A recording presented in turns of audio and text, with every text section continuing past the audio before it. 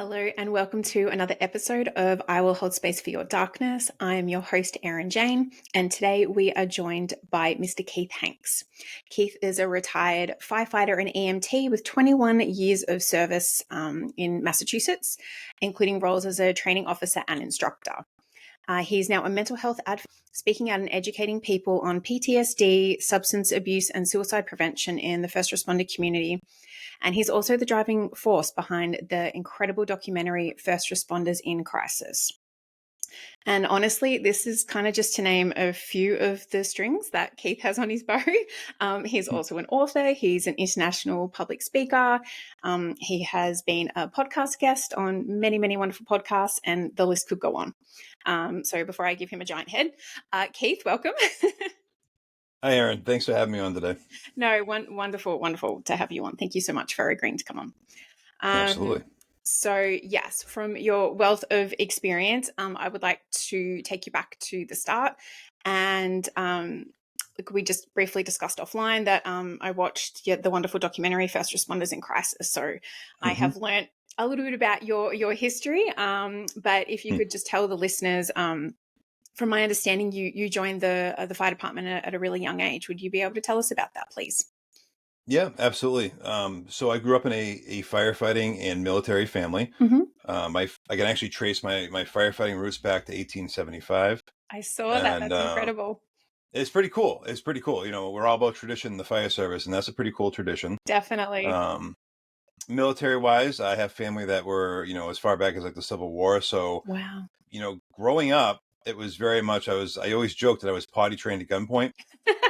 You know what I mean? It was very disciplined, not a lot of emotions and whatnot, but there was a lot of pride when it comes to service community. So there was no question that I was going to join the fire service at a very young age, and I did. Okay. And so I got in as a senior in high school, actually. Wow. Yeah. I actually got sworn in 2 days after my 18th birthday, and that was in 1996 because I'm old and older, I guess. I won't tell you where I was in 1996. Yeah, I'm guessing probably around kindergarten or something like that. I know I'm older than that. It's all right. I was in grade 6 in primary school. Still pretty young.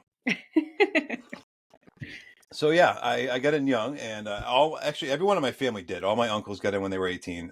So it was sort of tradition, and I worked both municipal fire for a couple of different towns and privatized EMS in the bigger cities for 21 years until 2017, when I ended up getting out I went out on medical due to my PTSD that I was diagnosed with in 2015. Everything just got to be too much. Yep. Back then there wasn't enough resources and enough talk about this, that I wasn't getting the direction I needed to be able to stay on the job. And so I came off the job, and I had already started advocating on social media for mental health because I saw that people were suffering in silence, and I thought it was horseshit.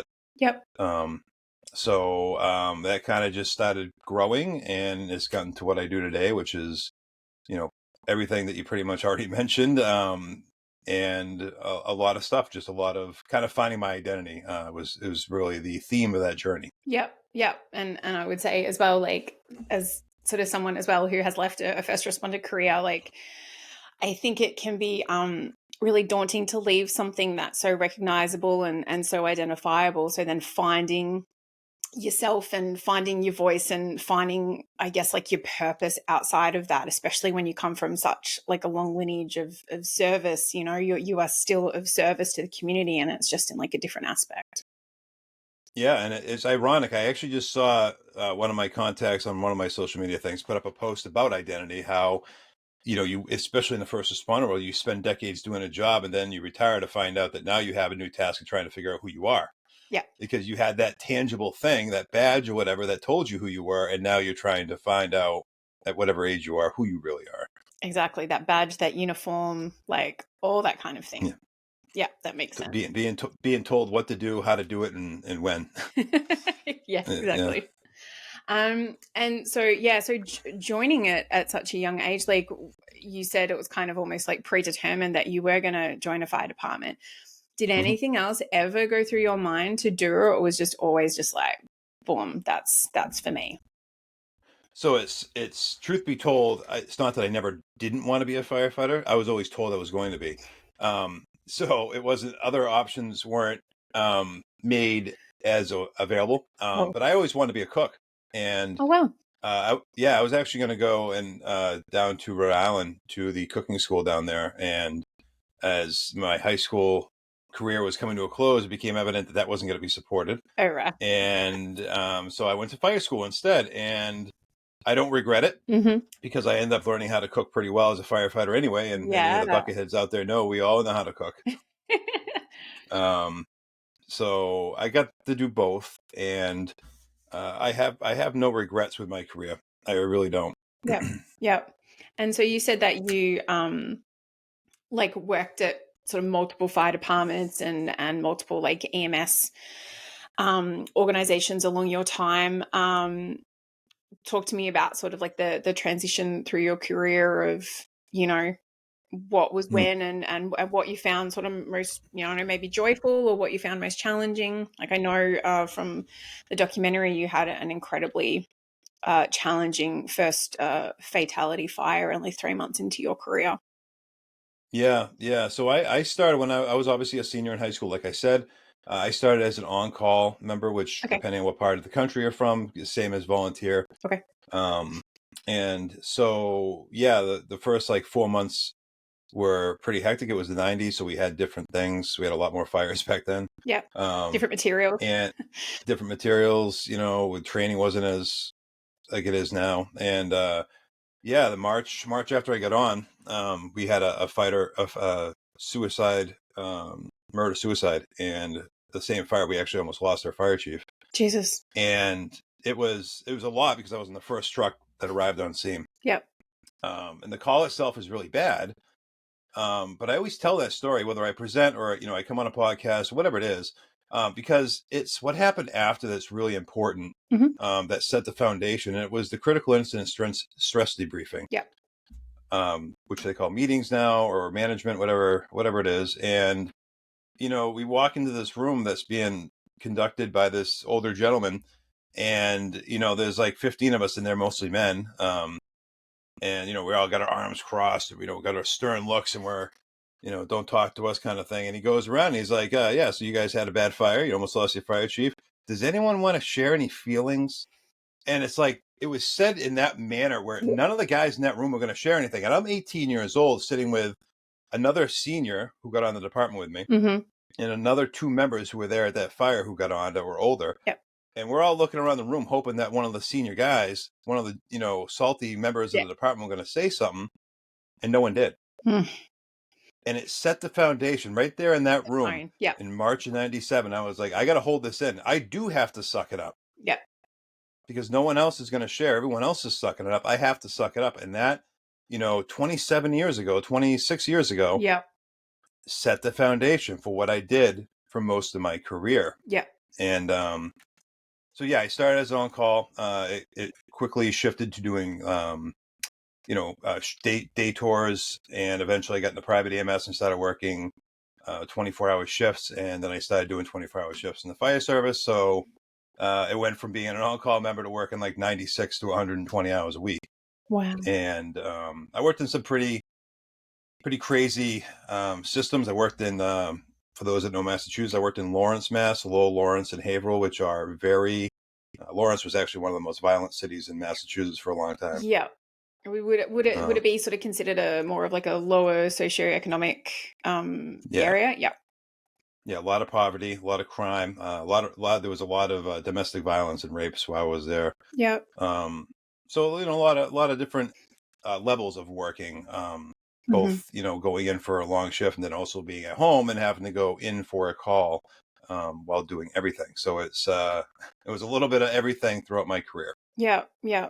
And you also, from my understanding, like had a family sort of quite young too. Yeah, right out of the gate, right? And I got married young, we had kids young, and that added to it. And when you're working 100 hours a week as a parent, especially in the first responder world, you miss out on a lot. Yeah. And I missed out on quite a bit with my two older kids, trying to run and gun in the first responder world like I was. Yeah. You know. Yeah, it can be, I think it's incredibly challenging, I sort of see it, with my husband, like that kind of pull between, all right, I have to go and provide for my family and, and a good wage and good living and all that kind of thing. But then, yeah, like, thank God, like there's FaceTime and we get to, call him Right. before bed, and we live in the town that he works for, so we can stop by and drop off cookies and say hello. But yeah, like I feel like that pull either way could just be so heartbreaking as a parent at times. It's a tough balance, and um, I didn't grow up with a lot of good role models for parents, and Mhm. so I thought what I was doing was actually pretty stellar. And I didn't realize till years later that I was actually very much not there for my kids in the beginning of their lives, and Yeah. it would cause later ripples, Yeah. for sure.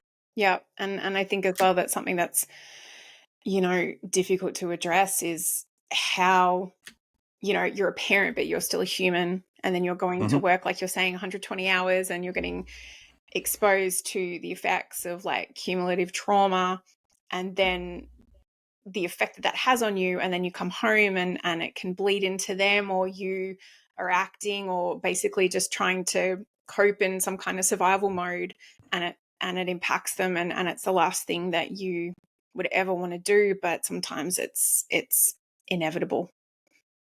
Yeah, and especially back then where there wasn't a lot of talk about how we deal with this, how we deal with what we see on the job, and maybe even what we were, the hand we were dealt before we got on the job. Hmm. We weren't talking about this. I come from a generation that, the 70s and 80s, there was so much childhood abuse going on. They had a cartoon campaign trying to sideline the amount of abuse that was happening. That there was, the child exploitation thing back in the 80s that Yeah. was, they saw a problem, and so many of us who were on the job, anyone between the age of 40 and like 55, Hmm.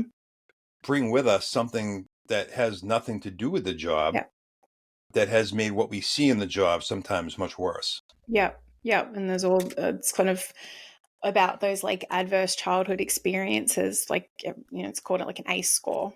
And Yes. and that is something that, again, it's not spoken about very often, that it's not just what you see on the job. It is, like you were saying, it's all of your past experiences, and it's biological and it's genetic. Like you can have certain levels of predisposition to suffering from a mental illness or having a vulnerability in certain areas, and then depending on the line of work that you choose, it can impact you so heavily. And sometimes the way that you do react, or the way that you learn to cope, it's so completely out of your control. I think it impacts people in so drastically, like psychologically, because when they're like, well, this didn't affect that person, so why the fuck is it Mm, affecting me? right, right. Exactly.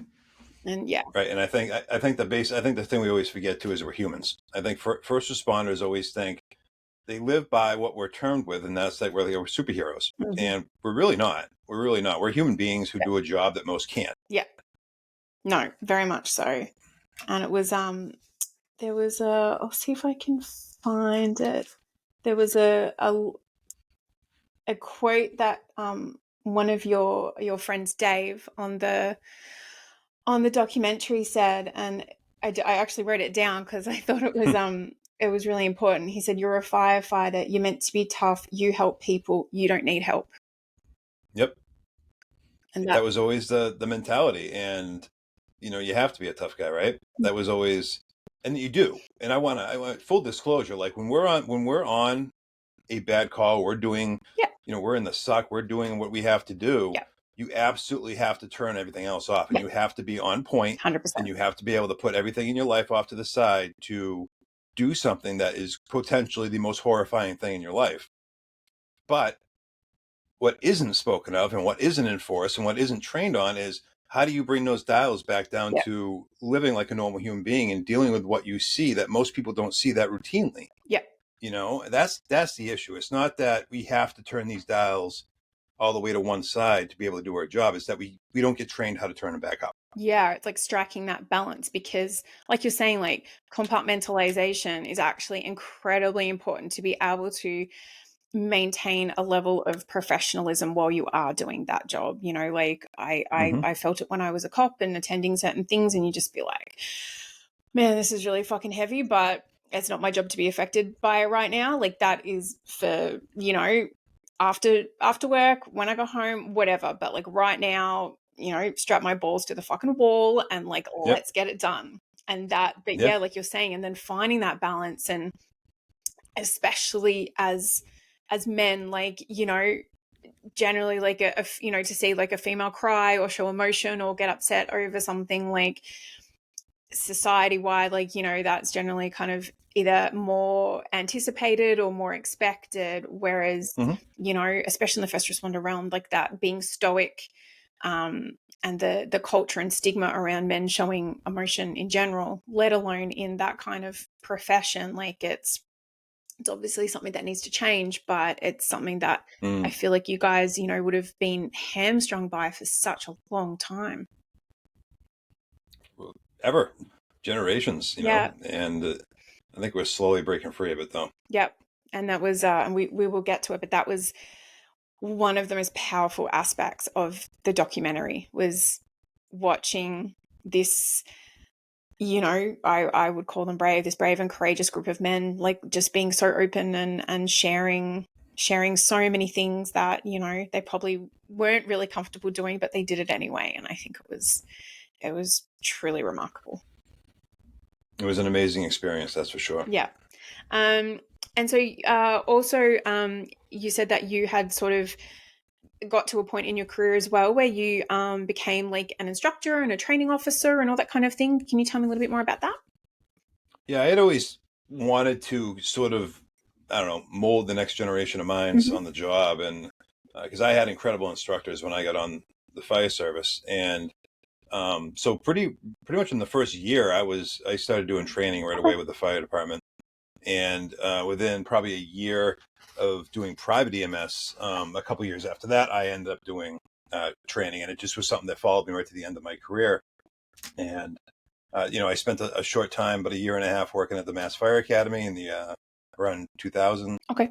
and it was always just being there to give, and not just like instruction, like being able to guide and help people figure out the best way to do their career. Mm-hmm. At least the on the job part um, was always something that I felt was very important, and I Yeah. and I think that I still think that way, and a lot of that has to do with the great instructors I had in the beginning of my career. Mm-hmm. And what, if anything, is ever addressed, like even at the time that you went through the academy, was anything about mental health ever addressed? Not even a little bit. Not when I got on 96. Mm-hmm. Um, there was always the you're going to see bad shit. That was never, sugar coated. That Yeah. was never hidden. Yeah. But it wasn't. You're going to see bad shit. It's going to affect you. You're going to want to drink and drug. You're going to lose sleep. You're not going to sleep for weeks. You're going to beat your wife. You're going to yell at your kids. None of that was addressed. It was just, you're going to do this. Shut up. Don't talk about it, and get ready for the next Yeah. call. And it stuck that way for a very long time. And honestly, it's only been the last probably 5 to 10 Yeah. years um, that we're starting to be like, okay, we need to talk about this a little bit more. And I know that they are Yeah. addressing it, at least in the Mass Fire Academy. They are now addressing this with a 2-hour lecture on it, but at least it's Yeah. something. And You know, it also sort of sounds like, you know, from everything I hear too, there's more out at like station level, and there's, you know, state mm, CISM teams, and Mr. Moran, who has, from the documentary, has like started, was it the hill tree, I wrote it down, hilltop, there hilltop.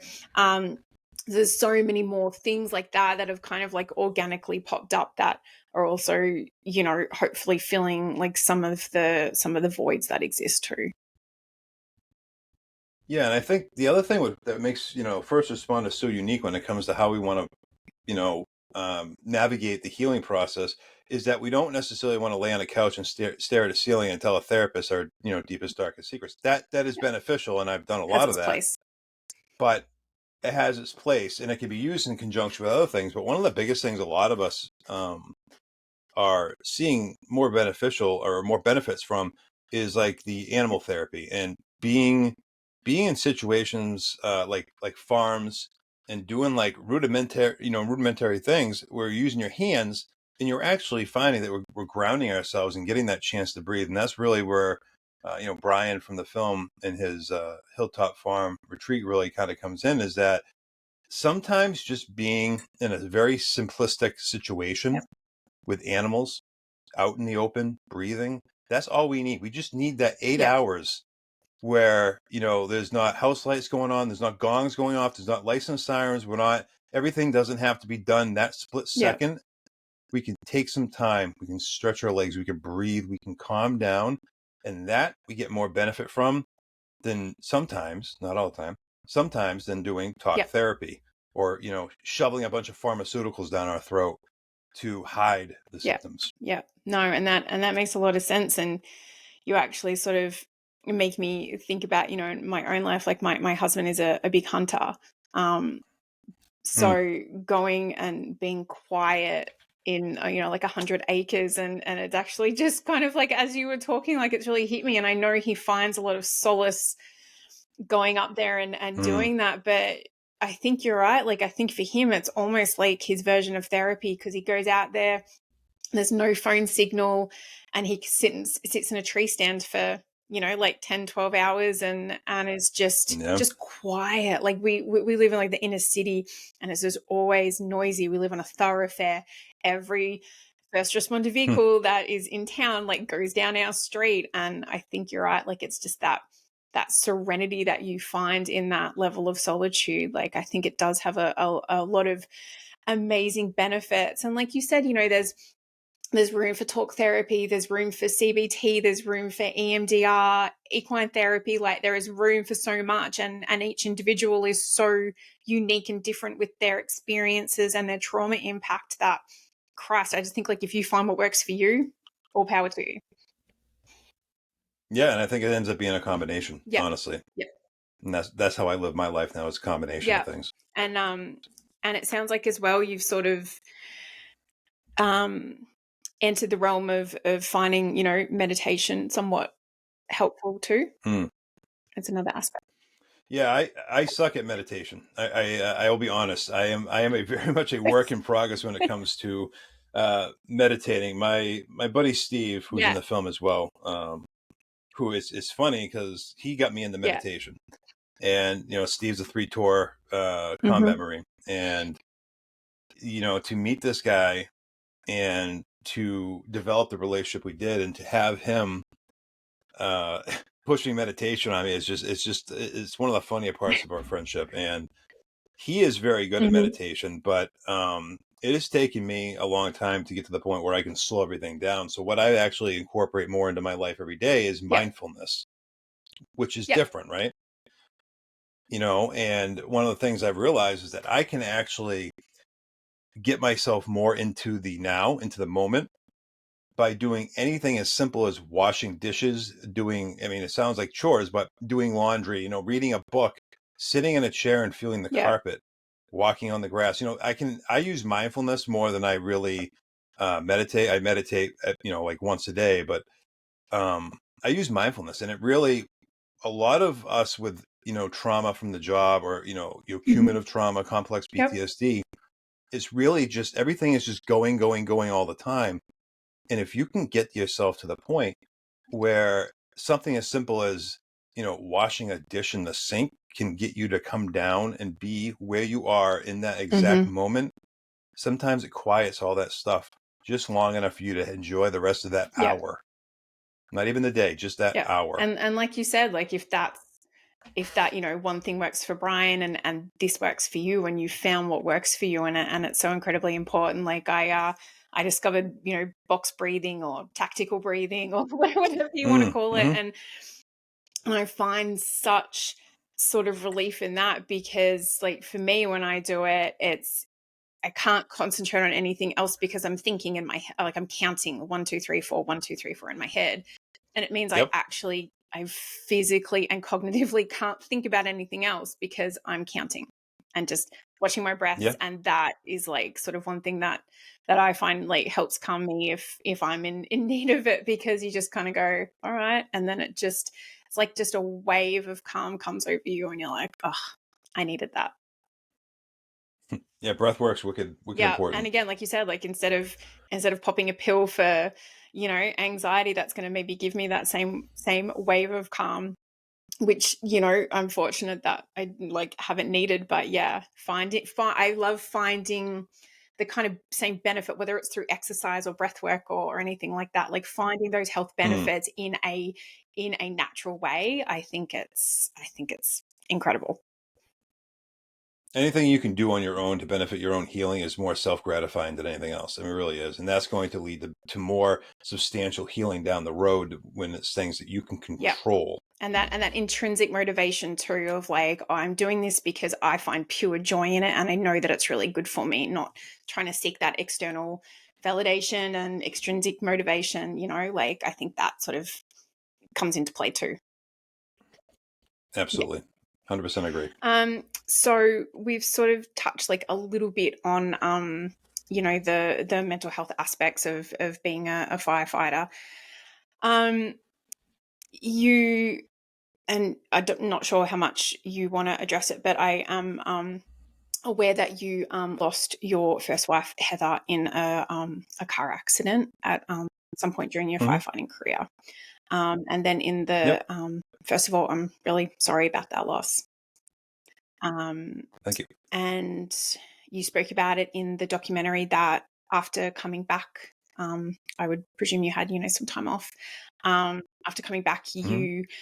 you ended up going to like a lot of car accidents and stuff like that. Talk to me about how you coped in the aftermath of still having to go to work and be exposed to the same kind of things that took your wife from you.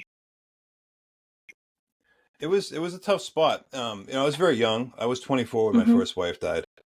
My children were young, and because none of the issues I had, with trauma had been resolved or dealt with at all.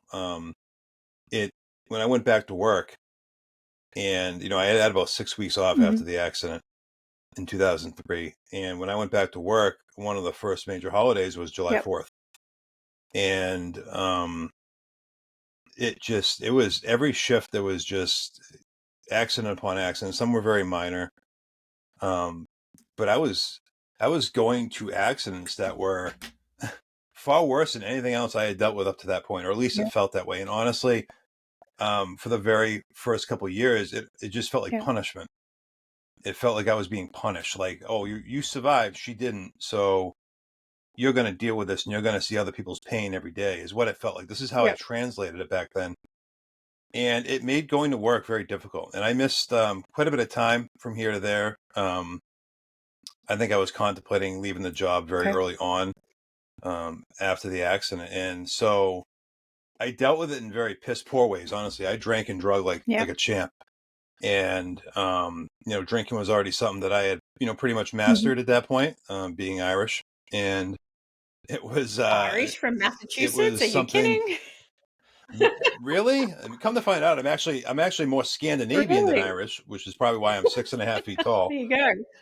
But drinking became very natural. And at the time, we didn't have the opioid crisis, so I could get my hands on pills like there was no Yeah. tomorrow. And so I used this, not just to say I drank and drug, I used it because I didn't want to feel all Yeah. this shit. And with feeling the sadness, which I wasn't allowing Mm-hmm. myself to feel, I was getting Yep. anger. And my anger was on a level like unmatched by anyone else I knew, and I didn't want to feel it. And so drinking and drugging allowed me to not Yep. feel it. And I mastered it. I did it for a very long time after that accident. So when I knew I was going to go into work and deal with someone else's accident, I wouldn't feel it.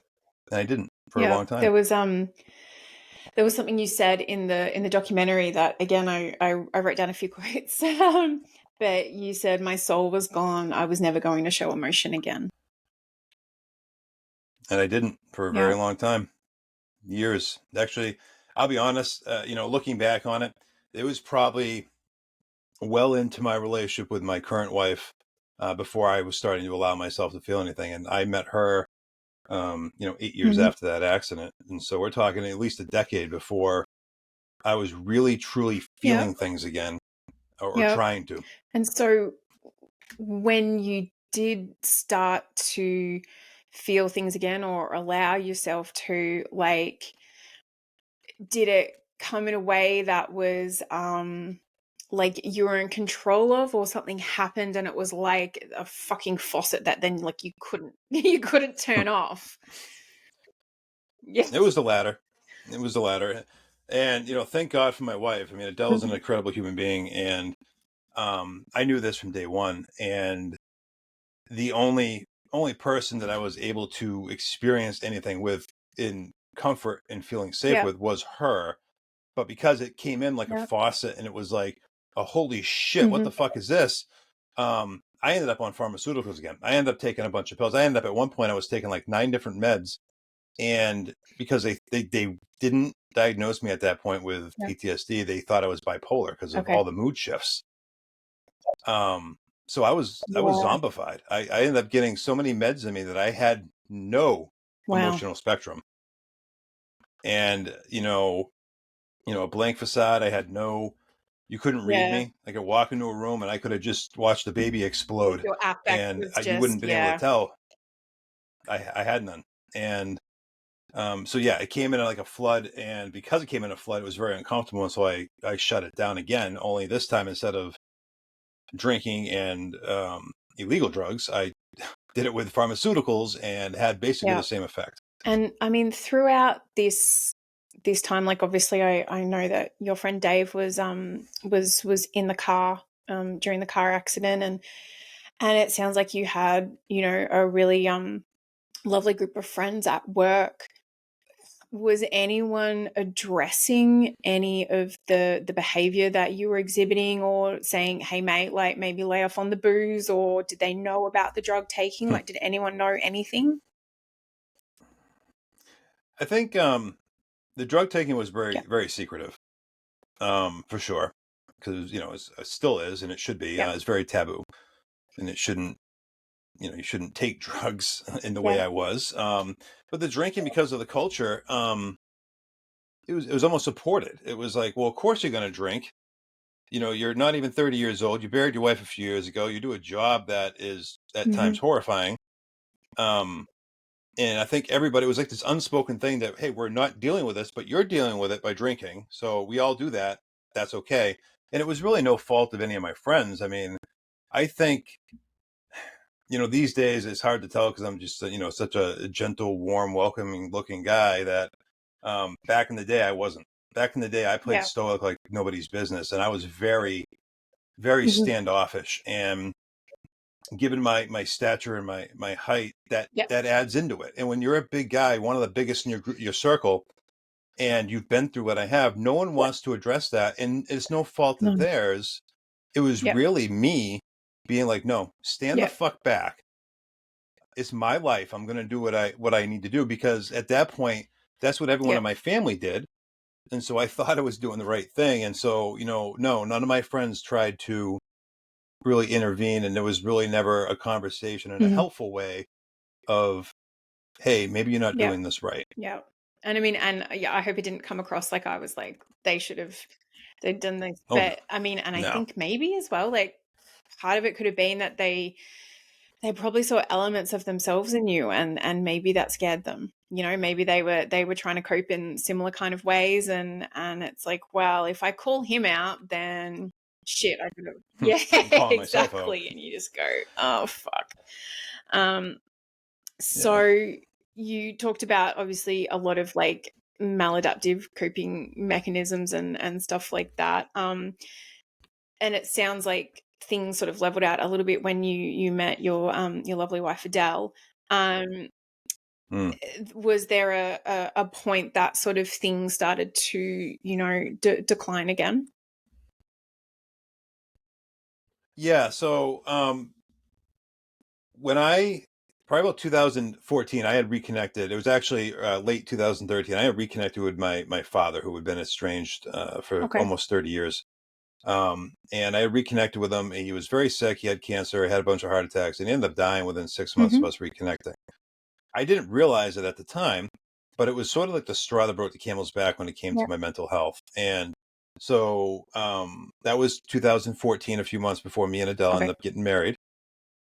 And so the following year in 2015 was the first time I went somewhere to get appropriate help for Yep. my traumas specifically. And that's when I get Okay. diagnosed with PTSD. And I was very hopeful. I was very hopeful. Hey, we have a direction. We have what's going on. We know what's going on. This is going to be great. And it actually, at first, made things Right. worse because I was having Yeah. to face shit, a lot of stuff. At that point, I was 30. I'm bad at math right now. Yep. 37ish. I was past my mid 30s or in my mid 30s, and to be, facing a bunch of stuff that I have been denying for decades Yep. came at a price. And I did well. And obviously, a couple years after getting diagnosed, I left the Mm-hmm. job, like I said. But I became Okay. complacent because at that point, I wasn't dealing with the feelings and emotions that were really what I had to deal with. I was talking about Okay. what happened. So I got complacent. So I was like, baselining. I was on a straight. I wasn't going up. I wasn't going down. I was going straight. So eventually it was either going to go up or it was going to go down. And what ended up happening was so my wife Adele has a autoimmune disease Okay. known as lupus, and which most people with the end of the spectrum of lupus that she has get told you can't Okay. get pregnant. We ended up getting Mm-hmm. told we could. Um, we got pregnant. We were very happy about it. Towards the end, she ended up having some serious issues. Long story abridged, we ended up delivering Okay. 6 weeks early, and it almost killed my wife. We almost lost our daughter Riley, who ended up Yep. being okay, but it was a turning point. And because I was Excuse me. complacent, Thanks. bless you, because I was complacent, I wasn't aware what was happening, and because that situation had its Yep. obvious, um, you know, tags back to my Mm-hmm. previous life, I spiraled. But because I had a wife to take care of, and because I had a newborn child, I was Yep. worried about them, and I put myself off. And everyone else in my life kind of wasn't worried about me at that point. Yep. No fault of anyone's. And so I spiraled, and I got into a very dark place, and it ended up leading to what I call my last suicide attempt in December of Okay. 2019, which thankfully didn't work. Um, but that attempt and everything leading up to it is where I sort of had a turning point where I realized that I was going to have to take my trauma by the balls, and I was going to have to face shit I was going to be very Yep. uncomfortable facing. And so it was really the beginning of 2020 when things Yeah. really When, shifted the world was for like me. a really awesome place to be in. Yeah, thumbs up all around for that. Yeah, April 2020 was just an amazing Yes, time in this yes. country. Worldwide, I think, worldwide. Um, Yeah. so I kind of want to go back to, you said your final suicide attempt. Does that mean, and I don't know if you're comfortable Hmm. talking about it, and if you're not, that's okay. Does that mean that there had Yep. been prior attempts? I have had 6 suicide attempts in my life. My first one being at age 13. Wow. And so between age 13 and Mm-hmm. 41, I had 6. Wow. And for me, it was always Okay. overdoses. It was always an attempted overdose, pills and usually Yep. booze. Um, my last one involved a gun. It was something that it was like an unspoken um, agreement. It sounds messed up, but an agreement with me and my wife that if I ever got in a dark place, it would never involve a Okay. gun. And this last one it did. And the fucked up part with this is, and I didn't realize at the time, and I definitely didn't look at it this way when it happened, but the Yeah. gun jammed. It actually double fed around into the chamber. And at the time, I was upset because it didn't work, obviously, and I just needed the pain Yep. to be over. But very quickly after, when I was inpatient, I actually ended up being a roommate with a cop, and we talked about it one day, and I realized that that just doesn't Yeah. happen, especially with the sidearm Yeah. I used. It just doesn't happen, and so I started looking at this as a sign, because I don't believe in coincidences. I don't believe in, blah blah blah. I believe in signs, and I believe in things happening Yeah. because they need to happen. And it finally hit me when I was inpatient, and then the pandemic hit, and that was awesome. But it was Yeah. a turning point. Yeah. Well, first of all, I want to say thank you for being so open and honest and sharing that, because I think it is really important for people who might be feeling that way to hear about it from someone like you. I think that's speaking your truth and being vulnerable and admitting, like, yeah, like I felt like this in so many points across my life and across my existence, and it sounds like you were really really in the depths of a few of those times, and yet now here you are, you know. And it's important. It's also important for people who Yeah. haven't been there, because I think it's hard. If you Yeah. don't know, you don't Yeah. know. You, and I've had a conversation recently with one of the people who, the fire chief that was actually Yeah. featured in the documentary. He's a good friend. He was actually my training Oh, yep. officer, Bubba. Um, he he's very open about the fact that he's never Yeah, been he said that in the suicidal. doco. Yep. And we've had some conversations. I visit him from time to time at the firehouse, and we've had conversations. And even just from him, and this is someone with a Yep. military background, a man in his mid-50s, he's very open about, hey, it is, I know it's very hard for you to talk about, but it is so Mhm. appreciated to be able to hear where someone Yep. is when they're in that dark spot where they're thinking about ending their life, to hear what that perspective is, because it helps people on the outside maybe know how to Yep. approach people who are like that. Because you're not going to get someone to kill themselves if you ask them, are you Yep. going to kill yourself? You're not. It's never going to happen. That's never going to, I can almost 100% guarantee it's not. Because if someone would have asked me right before I was going to hurt myself, are you going to kill yourself? I may not have made that attempt, because that Yep. meant someone cared. And so I think it's important for those of us who are able to share these things. Because I think it helps people who have never been there understand what, suicidal ideation really is about, and where people really are. Because it's not about wanting to die. I've never wanted to die. I just didn't want to exist because the pain was too much. And I felt like I was just, I had shame. I brought shame to my family Yeah. and my friends. It's not about wanting Yeah. to die. And that is a really important distinction, and again, like, something that's highly misunderstood, that people are scared to say the word suicide because there's such connotations linked Mm, to it, and that fear, especially by people like you're saying who don't actually understand that. They're like, oh, well, like, if I say it, I'm going to put that thought in their head. It's like, no, you're fucking not. Like, and right. like you said, like, if It's someone not. cares enough to say, hey, like, you're not acting like yourself, I'm worried about you, are you fucking considering this? Like you're saying, that means because that person fucking cares about you, and they are there Yep. to hear what that true answer is. Yep. Yeah. And it's really, even something as simple as, are Yeah. you safe? And it's become, because when you do this, when you become someone who talks about this a lot, you end up networking with a lot of other Yeah. people who have been through it. And with these people I've grown closer with, it's sort of like a thing because I Yep. still go through stuff. I Of still course. have my Yep. bad days, and so do a lot of the other men and women I'm friends with, and we ask each other, we check each other Yep. all the time. Hey, I know you're going through some shit, and it's pretty normal to be going through it, but I need to make sure, are Yep. you safe?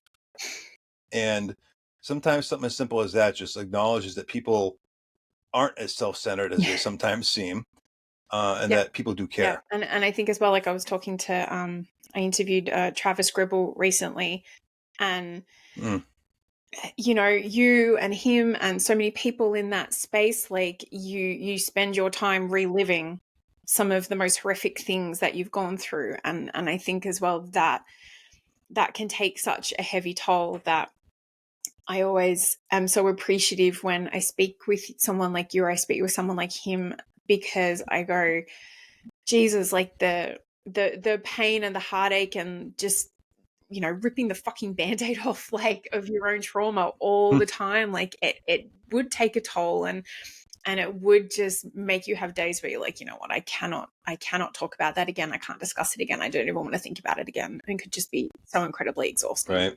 But like you're saying, like Yep. it seems like you have such passion in trying to get your message out there, and especially quantifying it, like, hey, I'm not fucking perfect, but I'm willing to share my stuff, and if it helps one person, then hey, then it's all worth it. And it's appropriate because right now I'm wearing the shirt that says it. You got to own your shit, and that's been a very difficult thing for me to do, because you spend a long time with mental health. You do a lot of blaming, and maybe not everything is your fault, but at some point when it comes to mental health and specifically trauma, you have to own it. You have to take ownership in whatever it is, and you have to feel it. You're not going to heal it if you don't feel You it. say that a lot, and I like And it. owning it. I do. I say, feeling it and healing it, and owning your shit's one of my biggest lines I always say, because it's 100% where I've gotten to where I'm at today is by doing those two things. And so, clarify for me. So after your suicide attempt, then you said you went into a place for a little while. Yes, yeah. I ended up. I had already been a patient at McLean's Hospital here They in have a Boston area. specialized first responder, either unit or program or something, haven't they? Program. So I had been through their leader program, which is their first responder program, back in 2015. I was one of the first to go through it, and this time in 2020 or 2019 and 2020, I actually went general inpatient, and I ended up with like 2 or 3 other first responders anyway. But it was this stay that, and I think it was because I was in with general population, that I started to face the more personal shit. It wasn't just the job that was affecting me, and I always knew this. It wasn't no secret in my head. It was during this stay that I was seeing people deal with regular stuff that I realized that I had significant regular stuff. And that's when I really did a turnaround, and I started realizing that there's a lot of other things to define who Keith is, that have nothing to do with lights and siren, that have to do with just life. And that's when I really started facing them. And 2020 was just such a big turnaround for me when it comes to my journey and healing. And it's been, I wouldn't say always, it's always been upwards movement, but there's definitely been some plateaus, but it's really always been up, progressive, positive healing since then. And was that like part of the genesis of where the idea for the documentary came from? Yeah, I mean, I never really set out to make a film, right? And sort of, and me and one of the producers, Scott, we talked about this in an interview we did a few months back. So Scott, one of the producers I went to high school with, actually, out here in Massachusetts. He was big into football, ended up coaching UCLA, and got into acting and stuff out there, and that's sort of how we connected. My initial like reaching out for like something was like, hey, can we do like an infomercial? Can we do like a 30-second bit on like, hey, mental health is an issue in the first responder world? And he had been following me, and he's like, aren't you like trying to write a book? Or don't you do this? Aren't you advocating for this? And so, again, long story, extremely abridged. It turned into the documentary. It turned into, telling sort of my story in the center of it, but bringing in 12 other people who supported that message and had their own story come to find out. And it really sort of like morphed into this very humbling experience, which in itself became a turning point for the people in the film. And I say that because out of the production team, out of the people interviewed, the families of the people interviewed, there's like a dozen people who have started their own self-care, their own healing process since this movie started getting filmed back in March of 2022, who have made leaps and bounds with their own healing. And so the movie itself, where we set out to try to help people, help Yeah. the people in it. That's remarkable. And what better gift than that? What better even if it never made it beyond Mm-hmm. that point, we helped 3/4 of the people who were Yeah. part of this film just by making it. And that to me was one of the most rewarding and humbling experiences, probably short of a few other key events Yeah. in my life. And it just sets the tone for what the film Yeah. actually And is. yeah, we sort of been chatting offline for a bit, and I watched it yesterday, and it is, I mean, it's powerful. It is heartbreaking at times. And I think the thing that sort of resonated with me was there was, for me, there was like this really serious like juxtaposition or like dichotomy that it was quite like, as the wife of a firefighter of over 20 something years experience, it was a scary snapshot that you guys are all just regular blokes. You're all regular firefighters in like what, Yep. Western Mass or Northwestern Mass, and all of the shit that everyone was kind enough to talk about and disclose. And that was just like a snapshot. Like you said, there were like, maybe like 10 of you interviewed along with like a spouse, a couple of spouses and stuff like that. And I was just like, holy fucking shit. Like as a wife and a former first responder, I was like, damn, like it was heavy. But as I said, like the dichotomy and the juxtaposition of it was that it was truly inspiring to see this collective of men be so open to sitting down and having it recorded and spewing some of like the deepest, darkest shit that had happened to them. Like I definitely was like in tears for, a lot of it, because it was just, it really gets to your core. Like it really, really does, watching that. And I think it does, even if you aren't in the first responder realm, like seeing these people talk about their experiences. Thank you for putting it out there, and anyone listening, I really, really strongly encourage you, please go and watch First Responders in Crisis, because it will change the way that you look at the people driving by in the police car and in the fire truck and in the ambulance. It really will. And that was really our goal. And beyond just giving first responders a, hey, Yeah. we feel you. We're all here. We're all going through it. It was really, like you said, it was like a snapshot for the public too. It was like, you ever wonder why sometimes when you're an asshole to a cop, why sometimes they bite your head off? This is why, because they may have just came from carrying a dead kid out of a house, or maybe their partner just got shot, Yeah. or whatever it is. Or maybe even the firefighters, you're not getting a buttery reception from them because you lit your kitchen on fire trying to, do whatever. Maybe this is why, because we're not sitting there waiting for your emergency to come in. We've been to other ones. We've had some really terrible things happen to us, and we're human. We're just like you. We're just like the people we're trying to help. And, I know for the producers, it was a very, very mind-opening experience. And one of the cool things we did, the day we filmed at the farm, we actually filmed at Hilltop Farm. And that day we all sat down, and Hilltop catered like a dinner for us, and all the production and those who were filmed that day and our families all sat down at like a firehouse kitchen table sort of setup and had dinner. We broke bread with each other. We busted balls. And the two producers, who are not first responders, they are not from the first responder families, got to experience this and got included. And they got to see the real human side of what all of us are as men and women and families in the first responder world, that we're humans.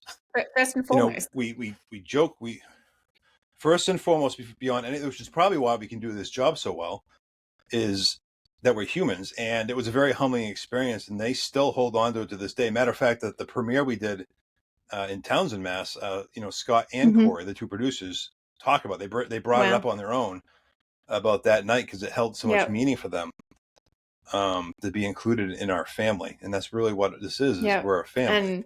And I think one of the aspects that almost every single person interviewed like talks about is that firefighter kitchen table, coffee house chat, coffee house table, and like you all talk about, it's kind of the place where everything is addressed, where you bust balls, where you might all sit in fucking silence after a really shitty job, where one person's going to make an inappropriate joke or comment after a really shitty joke, or That was usually me.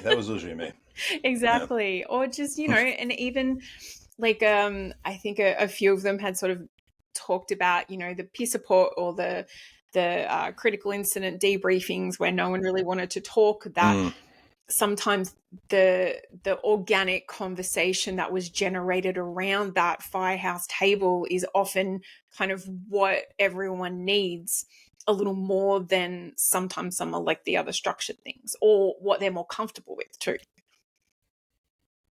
Yep.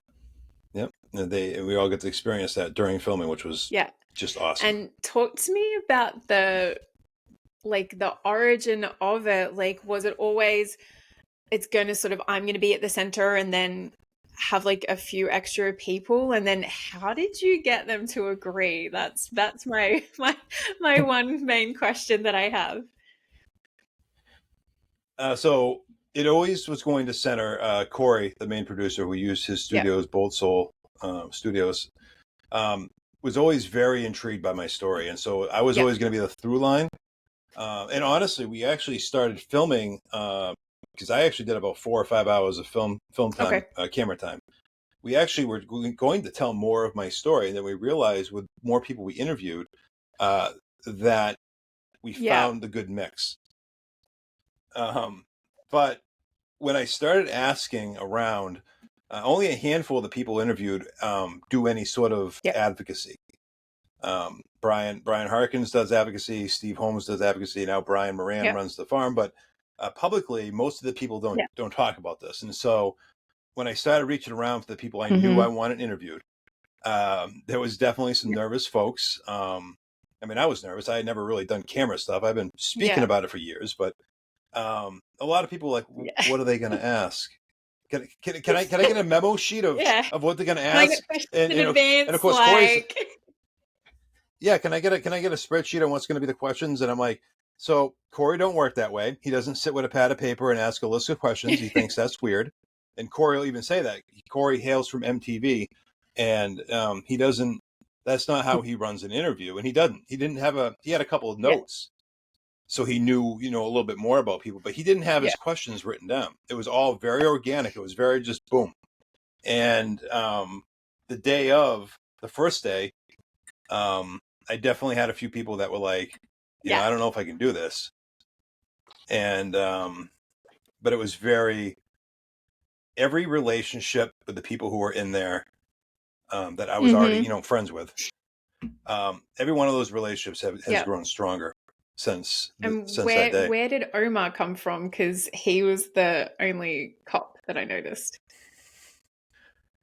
So Omar was actually someone me and Scott went to high school with. Omar was a few years ahead of the two of us. So there's always a tie-in with Townsend somehow. And Omar was, a high school graduate, ended up getting into law enforcement.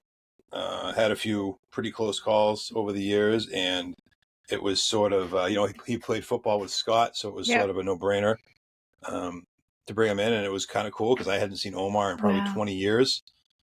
And we walked in the room, and it was like we just saw each other last week, so it was kind of cool to have him as part of it too, because I know him in his own way also, found new ways to heal by being part of this. So it was just overall just an amazing experience. That's wonderful. And I mean, like I went through and just like watching all of them talk, like it easily could have been the guys at my husband's firehouse, a collection of guys. Like I met a couple of lovely firefighters when I went and did a critical incident stress management course earlier this year. Like it just could have been any of them. And to have them, and you could, like you're saying, like you could tell some of them are a little more open and comfortable talking about their mental health and all that kind of thing. And some of them, you know, it definitely was not their probably favorite experience in the world. But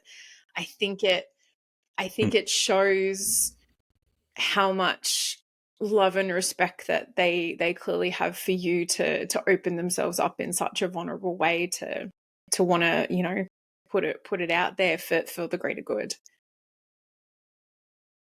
I agree, you know, and I took that from the experience for sure. But for me, it also shows that these are people who really care about the rest of the first responder and the public. You know, they really care about people. We always joke, and I'm sure you know this. We always joke that we hate people. We say it all the time. Oh, I fucking hate people. We actually don't. We don't. Yeah. I love people. I want people to do better. I want people to be okay. I want people to be safe. Yeah. I want to help people. And this experience gave these people who, you know, probably say this to themselves 3 times, 4 times a day or hour, an opportunity to do that. And they all succeeded. Every one of these people succeeded in helping someone in some way by bringing their experience into the limelight and being so vulnerable. And that's really what it's about, is just, you know, being a little vulnerable once in a while can do some amazing things in your life. I wholeheartedly agree. And I would sort of quantify it by, like, again, that kind of, you know, living the fucking dream. I hate people, blah, blah, blah. But I think it's like, we hate stupid people. Like, I think that's what really gets under our grade. It's like, you wouldn't fucking be in this position if you weren't being a fucking dumbass. Like, switch on, mate. So. But I wouldn't be here and I wouldn't have this job if there weren't stupid people. This is true.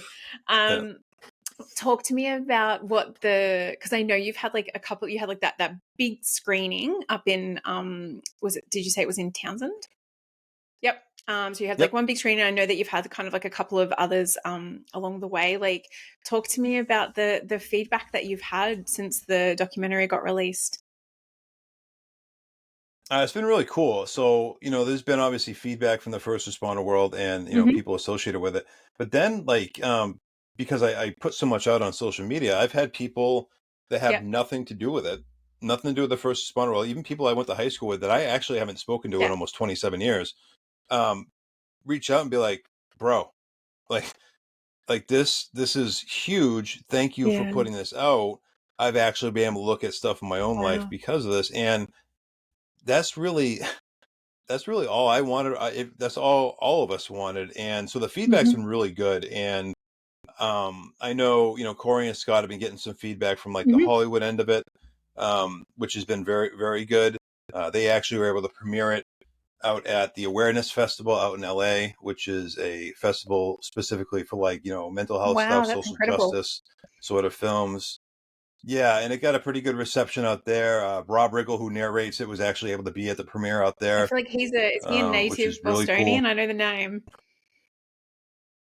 I don't believe he is. He was actually, so his tie to this is that he was I believe he was a lieutenant colonel in the Marines. Yeah, and he got into acting late. He was in like Step Brothers, and you know it's funny because when they told me he was going to narrate it, all I could picture was the scene in Step Brothers where he's talking about eating another guy's dick, and that's what I picture. Right? Is this guy who's going to be narrating a very serious film, being like that, and The Hangover, where he's a cop. Oh, okay, yep. When he's like in the face when he tases the guy. And so all these things are going through my head, like, and I'm like, so Rob Riggle's going to narrate one of like, this guy, does he have a serious bone in him? So that's all really cool. Clearly he does, and he very much supports the mental health aspect of the military and first responder lifestyle. So it was really cool to have him part of it. And overall, the feedback's just wonderful. Been incredible. And I think that was sort of something really important to point out too, was that like half of the people that spoke during the documentary were veterans, had prior military service, and I think it's super common that people come back and they join another public service, like they become a cop, they become a firefighter, and it seems very prevalent in the firefighter community to also then be a veteran. And then, you know, you look at you look at all of the things that we've spoken about in terms of like your mental health and just how cumulative it must be for people like that. And I think it was I think Steve was sort of talking about it a lot. Like he was a baby, like 19 years old. He was a Mm, baby and he was at war, and it was just, yeah, like heartbreaking to listen to, but again, like so lovely that he would be open to sharing his experiences, and like they all did, like they all mm, deserve such admiration from the general public, because I think what I love the most about the documentary was it I think it humanizes us. Like you said in the very beginning, like we are mm, human beings, but we wear a uniform and we perform a role that not a lot of people understand. And you are like you not that like you're held to a higher standard, but I think people just don't fucking give us a second thought in terms of how we get affected by things, and to show our mm. humanity in the way that you guys did. And there was it was it was remarkable. But um, there was a there was a statistic that, and I think Rob sort of spoke it, and it said that first responders are 2% of the population, and yet they account for 20% of suicides. And Yeah. Yeah. And it's like, I think honestly, we're less than 2%. It's somewhere between 1.5% and 2%. And yeah, and these are numbers that we really don't have 100% exactly. statistics on, because causes of death can be fudged very, not necessarily in an intentional way, but on death certificates there's cause of death, and if it's a hanging, they just put asphyxiation and the secondary isn't from hanging, it doesn't get Yeah. categorized as a suicide. And so the numbers could be a lot higher, and it's awful. um but the biggest thing, the always thing I always tell people, even with a film, but anytime I present or talk about this, I always tell people this isn't about making a softer culture. This isn't about taking away the macho-ness of this job, but you have to be a tough person to be able to do this. That Yeah. doesn't dismiss this. However, this is about Yeah. making stronger people, stronger, more resilient people, because in the end of the day, if you don't deal with your traumas, it will affect, if it already isn't, it will affect your Yeah. life in some manner, and not necessarily in a good way. It may not be full end of the spectrum like, suicide attempts, but maybe it's alcoholism, maybe it's divorce, maybe it's domestic abuse, maybe it's losing your job before you're Yeah. ready to lose your job. Maybe it's not having an identity Yeah. when you retire, and really it's about making stronger people. It's not about making it softer. We don't need to sit in kumbaya and hold each other's hands while we go into a burning building. It's not necessarily that. You got to be Yeah. tough to do this job. That's why only, 1.5% or so Yeah. can do it.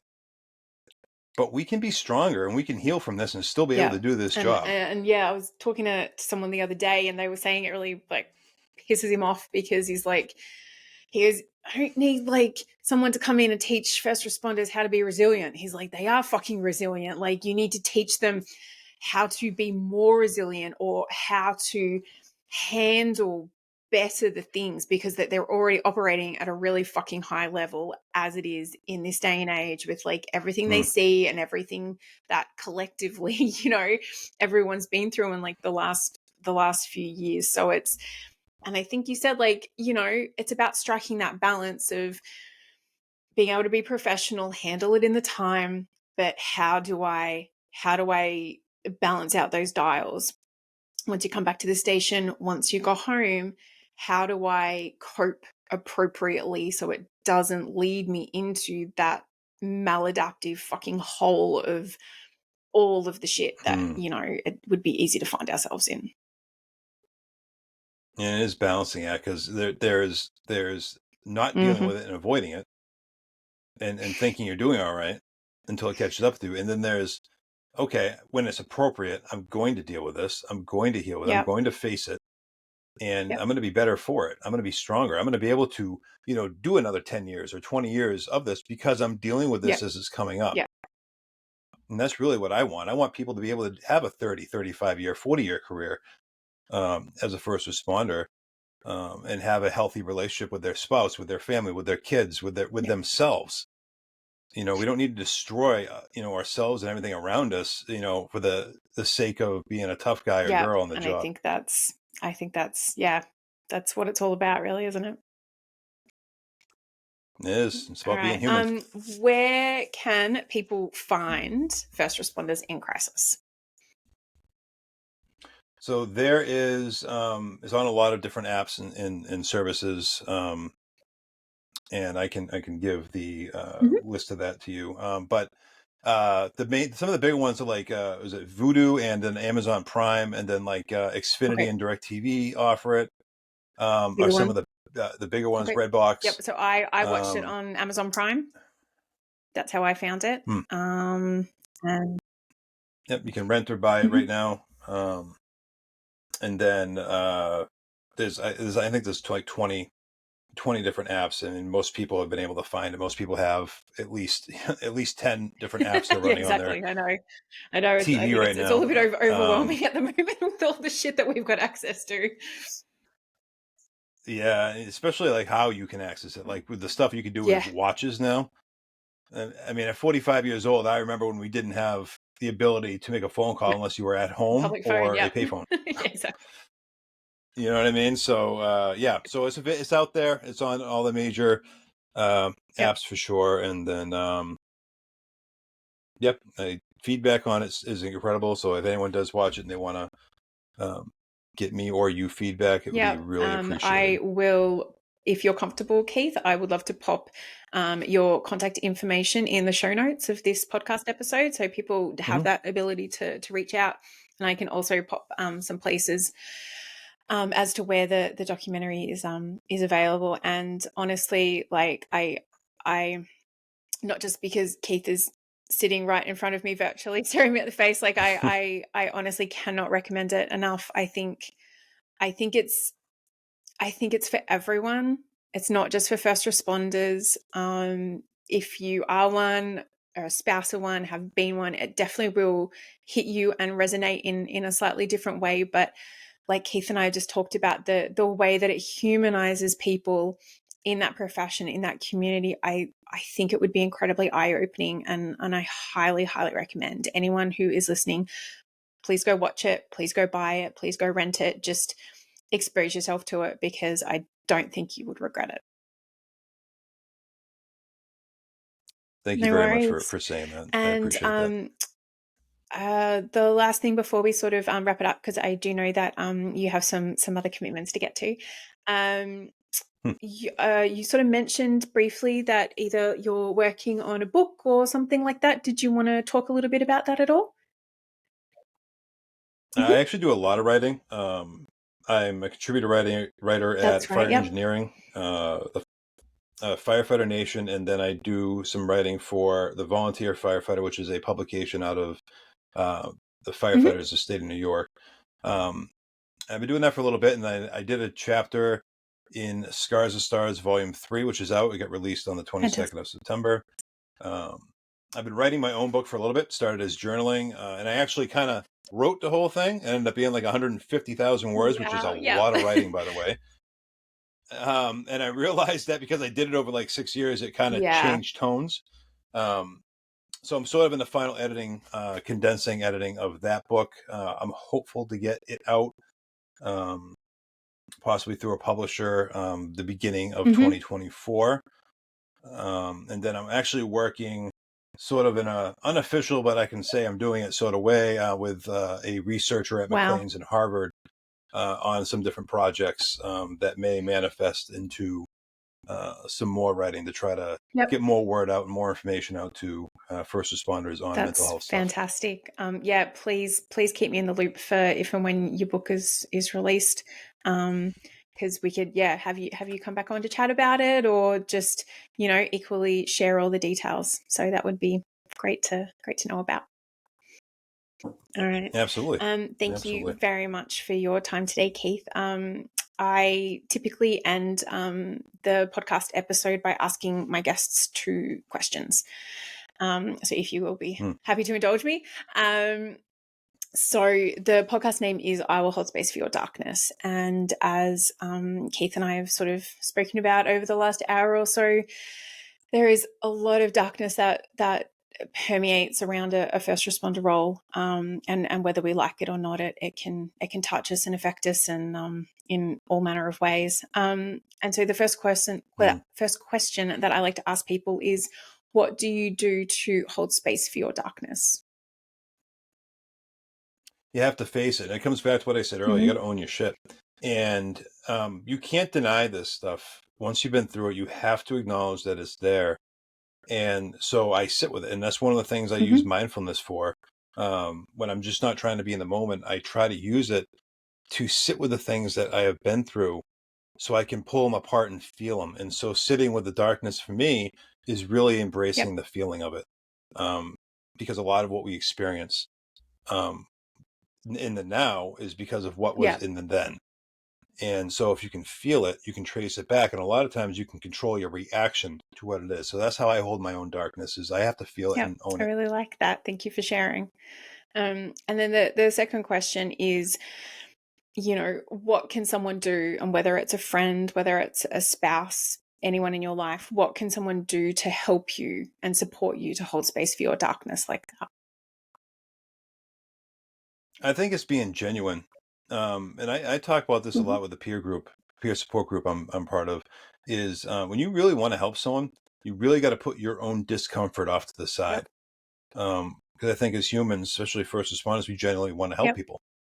And a lot of times we kind of, we cut our nose off to spite our face when someone starts talking about some heavy shit, and our discomfort takes over. So if you want to hold a space for someone else's darkness, be genuine. Be in a spot if you really want to.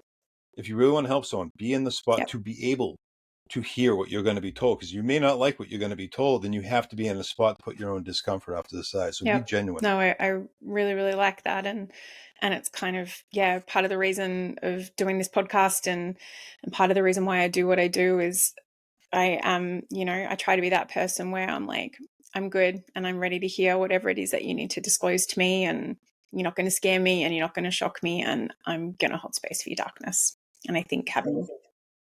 And it's okay if they do. It's okay if they shock and scare you, but as long as you, as a person hearing it, can put that off to the side and help that person, just be genuine. No, and I love that. And I think that's the perfect spot to wrap this up.